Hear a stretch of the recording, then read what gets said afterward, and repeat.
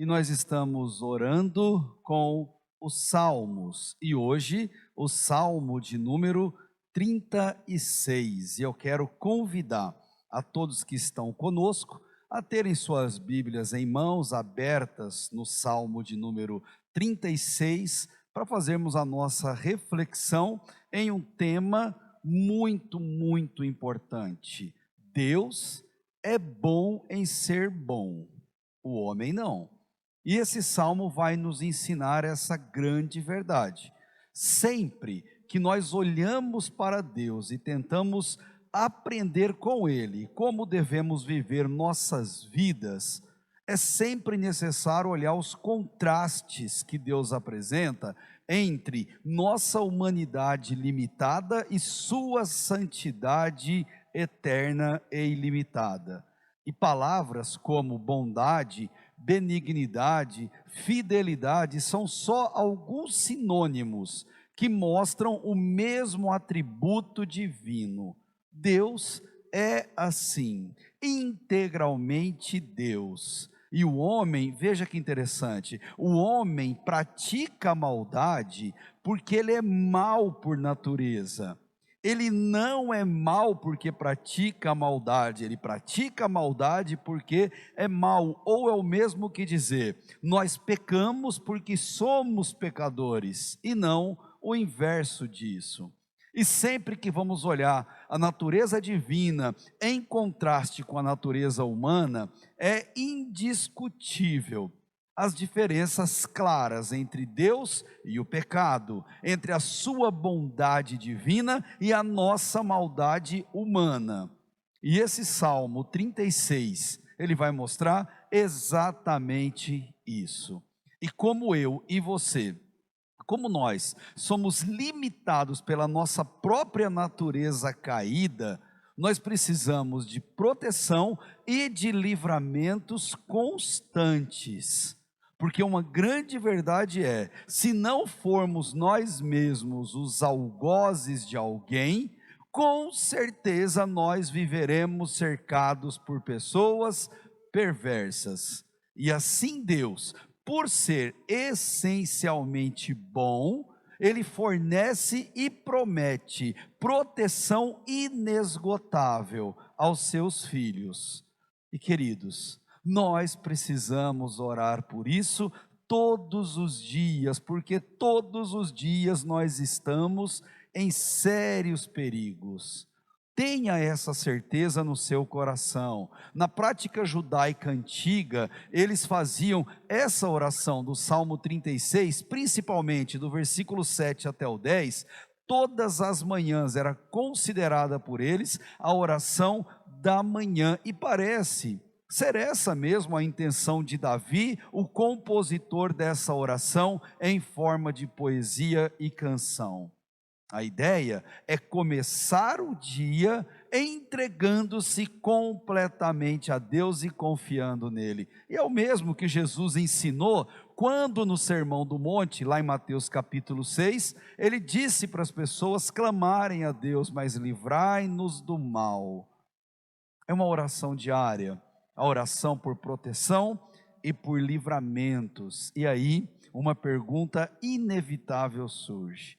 Você lembrou de orar por proteção hoje, antes de sair ou mesmo de permanecer em sua casa? Você orou por isso? Ou há quanto tempo você não ora por proteção? Deixa eu te trazer uma informação.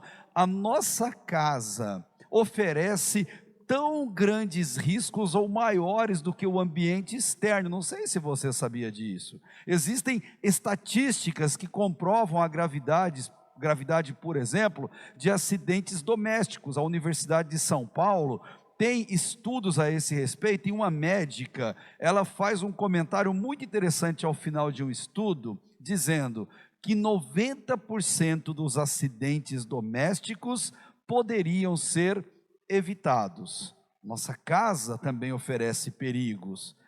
E ela estava certa nessa afirmação. A maioria dos problemas e acidentes em nossa vida, eles podem ser evitados com cuidados básicos e preventivos. Mas a Bíblia diz algo muito maior.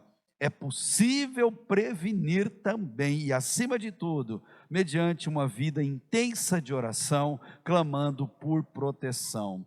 Só Deus pode vigiar a nossa casa, só Deus pode guardar a nossa vida, ninguém mais pode fazer isso, só Deus vai nos dar discernimento a respeito do que devemos fazer e do que devemos evitar para termos uma vida com qualidade.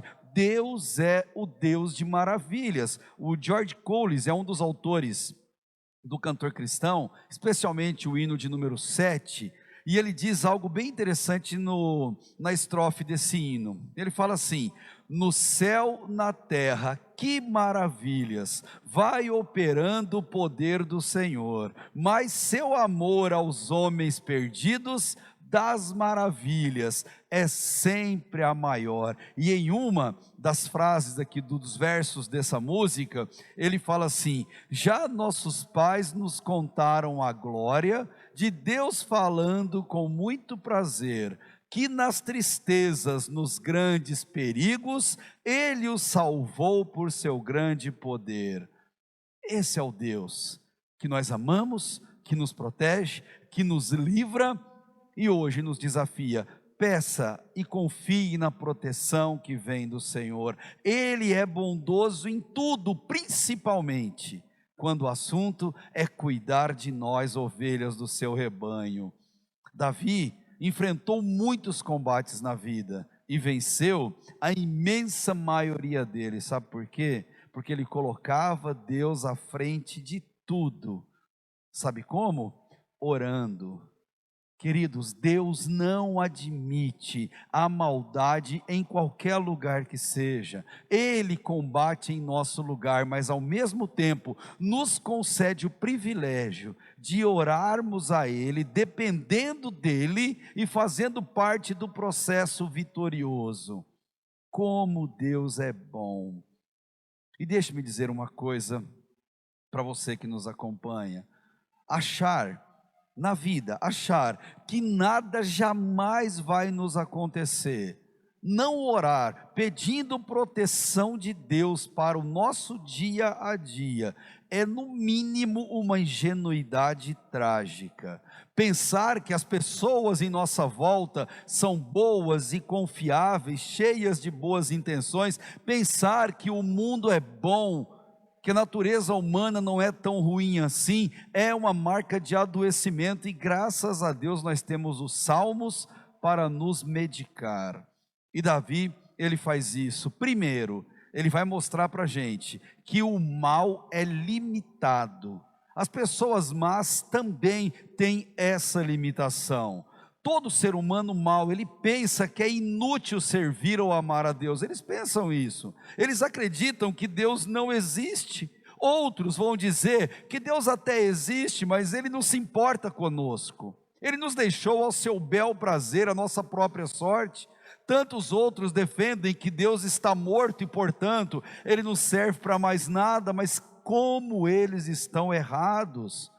Apesar deles e apesar de nós, Deus continua fiel, bondoso e está à distância de uma simples e sincera oração. Davi, quando pensava na maldade humana, ele se ressentiu daquilo e orou a Deus, do versículo 1 até o versículo 4, dizendo: a transgressão fala ao ímpio no íntimo do seu coração. Não há temor de Deus perante os seus olhos, porque em seus próprios olhos se lisonjeia, cuidando que a sua iniquidade não será descoberta e detestada. As palavras da sua boca são malícia e engano, deixou de ser prudente de fazer o bem, maquina o mal na sua cama, põe-se em caminho que não é bom, odeia e não odeia o mal. As pessoas perversas são limitadas em seu entendimento, estão cegos, pois eles pensam que a sua maldade ficará encoberta, que o seu pecado nunca será descoberto, e aquilo que eles fazem ou desejam vai continuar enganando as pessoas.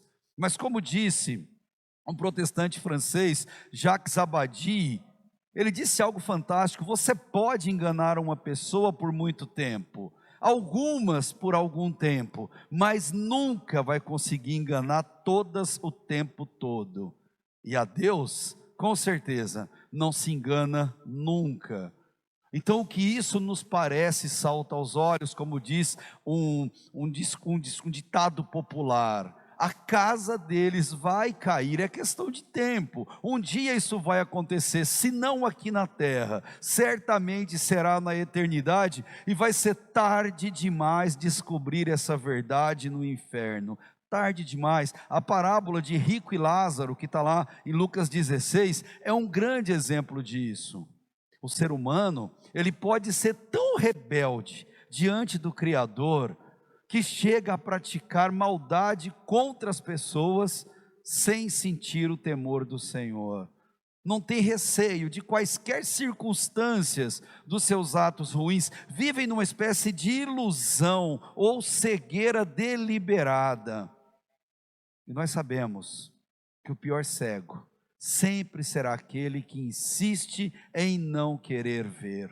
E o salmista diz que essas pessoas preferem ouvir a própria voz dos seus corações pervertidos do que ouvir a voz de Deus. No versículo 2 ele fala isso.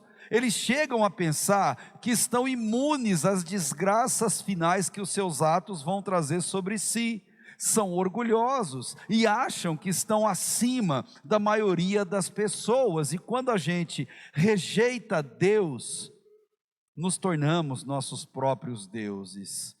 E você observou no versículo 3 e 4, o salmista mostra que aquelas pessoas se iludiam a si mesmas, ao serem enganadas pelo seu próprio coração deturpado. Que triste isso.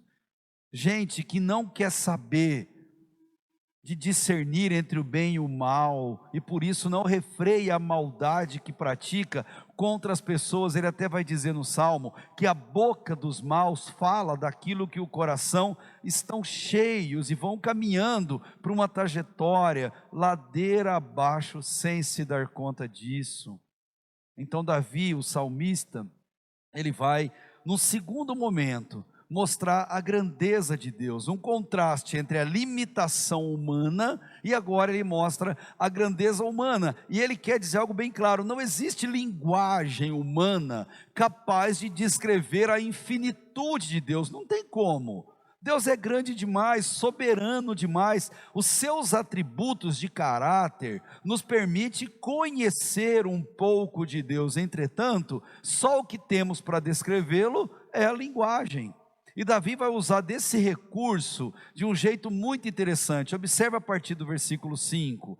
A tua benignidade ou fidelidade, Senhor, chega até os céus. Olha o tamanho da bondade de Deus. E a tua fidelidade até as nuvens. A tua justiça é como os montes de Deus, e os teus juízos são como o abismo profundo ou os oceanos.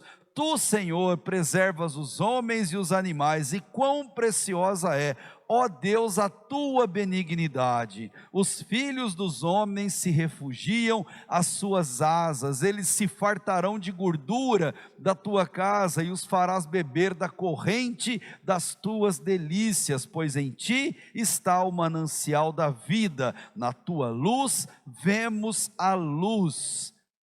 Davi, ele tenta aqui deixar muito claro o contraste que existe entre Deus e os homens, não entre bondade humana e maldade humana. Isso é impossível.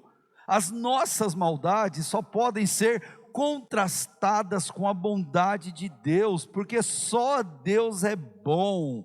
O próprio Jesus reconhece diante do jovem rico, falando para ele: só Deus é bom. Mas aqui, gente, para nosso deleite e alegria, as misericórdias do Senhor são enormes, imensuráveis, não dá para medir, elas chegam até o céu. Versículo 5 disse: e a fidelidade de Deus, ou a sua bondade, ela não tem fim, são atributos intermináveis e ilimitados de Deus. Basta você sair agora à rua e olha para o céu, tenta ver onde é o fim dessa imensidão das estrelas, das nuvens. Nós não conseguimos enxergar, porque Deus é muito, muito maior do que tudo isso.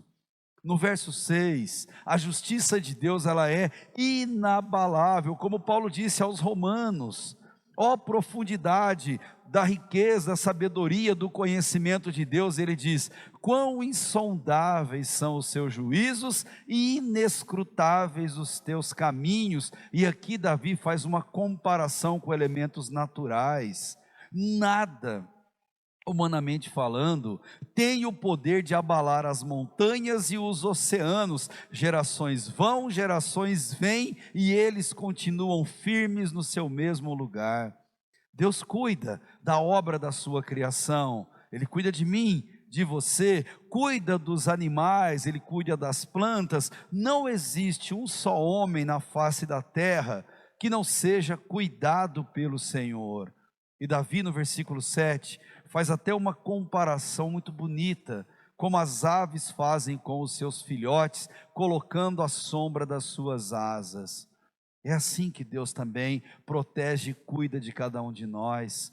No verso 8 e 9 ele faz até uma comparação com o jardim do Éden, porque a palavra que aparece delícias, ela tem a mesma raiz de Éden, para mostrar que existe um trocadilho proposital. Na presença de Deus, nós vivemos num paraíso preparado especialmente por Ele. Felizes são os filhos do Senhor. Pobres e tristes são os homens perversos que abrem mão de tudo isso por conta do orgulho e da maldade que habita no seu coração. Mas Deus tem um amor protetor para conosco. Desfrute disso quando olhar para uma beleza de um salmo como esse, que vai terminar com Davi levantando uma oração, um clamor, para que as bênçãos de Deus sejam contínuas. Ele quer dizer aqui que o homem piedoso recebe conhecimento do Altíssimo, enquanto os perversos não conseguem enxergar ou não têm consciência das glórias de viver na presença de Deus. O que o salmista faz? Ele implora para que Deus continue a estender a sua bondade sobre a vida dos seus filhos, enquanto ele ora, para que Deus tenha misericórdia desses que se desviam dele. Ele ora pela bondade e pela misericórdia de Deus, como um sentimento que deve reinar e habitar a mente de todo filho do Senhor. Veja os últimos 3 versículos. Continua a tua benignidade aos que te conhecem, e a tua justiça aos retos de coração. Não venha sobre mim o pé da soberba, e não se mova, e não me mova a mão dos ímpios.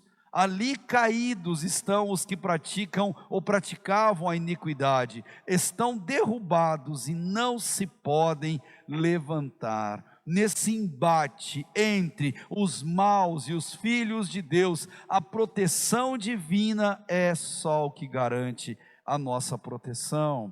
A visão de Davi no versículo 11, ela é chocante. Eles estão caídos, destruídos, sem força para se levantar. E queridos, corrigir as pessoas perversas e más não é algo que esteja ao nosso alcance, mas com certeza podemos sempre nos refugiar e buscar proteção em Deus enquanto oramos, para que a graciosa mão do Senhor também os alcance como um dia nos alcançou. E eu quero terminar dizendo isso para você, que me parece muito claro nesse salmo. Em nossa volta, nós nos depararemos sempre com pessoas más e perversas, mas lembre-se do que ensinou Jesus a respeito de onde devemos colocar a nossa confiança e proteção. Jesus disse: não temais os que matam o corpo e não podem matar a alma.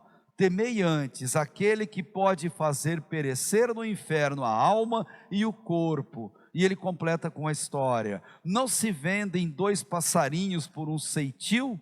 E nenhum deles cairá em terra sem a vontade do vosso Pai, e até mesmo os cabelos da vossa cabeça estão todos contados. E olha como ele termina: não temais, pois mais valeis vocês do que os passarinhos, como está lá em Mateus capítulo 10, versículo 28 ao versículo 31.